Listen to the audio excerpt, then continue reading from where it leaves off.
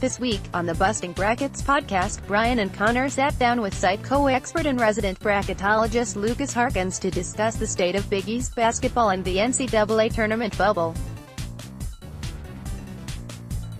To start, the trio discussed whether or not San Francisco's loss to St. Mary's popped their bubble. Following that discussion, Brian brought up Indiana's victory and questioned whether or not the Hoosiers had earned their way back into the bubble conversation. Getting into the Big East, at the 3:40 mark, Lukas discussed how the craziness in conference play makes it difficult to determine where the teams will be seated. We also discussed the strongest resumes in the conference behind Villanova and Marquette.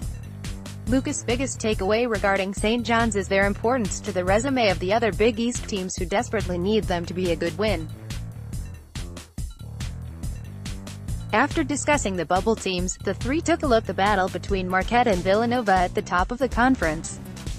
Following that discussion, 11:05 mark, Brian brings up Patrick Ewing's job security as head coach of Georgetown and the team's position in the bubble conversation. Are there any true dark horse contenders to win the Big East tournament? Connor struggled to answer that question, while Brian and Lukas were adamant that Marquette and Villanova are the only two who can win. While the favorites for the Big East championship are clear, there is a real discussion for who can win Player of the Year. Learn who the guys have as contenders at the 17:30 mark. Moving to the bubble talk, Brian asks Lukas which teams are in the most trouble entering the last month of the season. Lukas also identifies the mid-major teams he thinks have the best chance at getting an at-large bid. Next, Big East power rankings to end the podcast. Brian, Connor and Lukas each identify the teams they believe can make a surprise second weekend appearance.